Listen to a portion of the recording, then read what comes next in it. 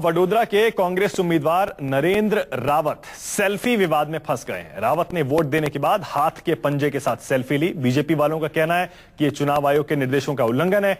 10 राज्यों की 3 लोकसभा और 33 विधानसभा सीटों पर उपचुनाव हो रहे हैं। आज सुबह मतदान हुआ है और ये देखिए, वडोदरा से कांग्रेस के उम्मीदवार हैं नरेंद्र रावत। पोलिंग बूथ पर सेल्फी लेने के बहाने चुनाव निशान दिखाया है उन्होंने अपना, बिल्कुल उसी अंदाज में जिस तरह नरेंद्र मोदी ने लोकसभा चुनाव के दौरान किया था। मतदाता केंद्र पर किसी भी तरह का चुनाव चिन्ह दिखाना अवैध माना जाता है। नरेंद्र मोदी ने बिल्कुल यही किया था, आपको याद होगा, मामला भी दर्ज हुआ था।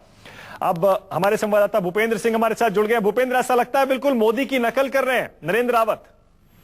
बिल्कुल यही देखा गया कि जैसे उन्होंने मतदान किया उसके बाद जिस तरह से उन्होंने अपनी सेल्फी खींची, एकदम बिल्कुल मोदी की तर्ज पर उन्होंने अपने पंजे का निशान जो है वो दिखाया और उसके बाद में अपने फोन से उन्होंने सेल्फी खींची। और जब उनसे पूछा गया कि क्या ये इस तरह से आप सेल्फी खींचकर चर्चा में बने रहना चाहते हैं, तो वो ये कह रहे थे, उनका ये कहना है नरेंद्र रावत का कि जिस तरह से नरेंद्र मोदी ने ये कहा था कि वडोदरा जो है वो प्रधानमंत्री तय करेगा देश का, और उसके बाद जिस तरह से उन्होंने वडोदरा को छोड़ दिया, उसी के लिए मैंने ये एक तरह से संदेश देने की कोशिश की है कि जिस तरह से नरेंद्र मोदी ने वडोदरा के निवासियों या उनके मतदाताओं के साथ में जो है एक तरह से उन्हें विश्वासघात किया है, और ये इस सेल्फी के जरिए मैं ये कहना चाह रहा हूँ।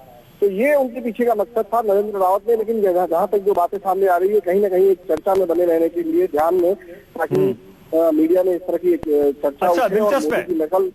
हाँ ठीक है भूपेंद्र, दिलचस्प है। आप कह रहे हैं इस तरह से सेल्फी लेते हुए मीडिया में दिखकर नरेंद्र रावत नरेंद्र मोदी को एक्सपोज करना चाह रहे हैं। बिल्कुल, क्योंकि जिस तरह से आपको याद होगा कि नरेंद्र मोदी ने जब इस तरह की सेल्फी खींची थी, काफी विवाद हुआ था उस चीज को लेकर। कांग्रेस ने भी बहुत ज्यादा हंगामा किया था और दिन भर मीडिया में इस तरह की खबरें जो है वो छाई रही थी। अब कहीं ना कहीं नरेंद्र रावत जो है उसी का अनुसरण करते हुए दिखाई दे रहे हैं, क्योंकि नरेंद्र रावत वही कैंडिडेट है जो पहले वडोदरा में मोदी के सामने खड़े किए गए थे राहुल गांधी की पसंद से, लेकिन उसके बाद में मधुसूदन मिस्त्री को लाया गया था जब नरेंद्र रावत को हटा करके, और अब फिर एक बार नरेंद्र रावत वही वडोदरा से उम्मीदवार है। तो इन तमाम चीजों को लेकर कहीं ना कहीं चर्चा में बने रहने की कोशिश है। और एक संदेश, हालांकि ये उनका कहना है, लेकिन एक संदेश वो देना चाह रहे हैं कि किस तरह से वडोदरा वासी जो है वो नरेंद्र मोदी को उन्होंने मतदान दिया, लेकिन नरेंद्र मोदी ने उनका साथ नहीं दिया, अब मैं साथ देना चाहता हूं। तो ये प्रचार भी एक तरह से दिन भर उनका चलता रहे, मतदान का दिन है, तो ये तमाम कोशिशें हैं मीडिया में चर्चा में बने रहने की और प्रचार की।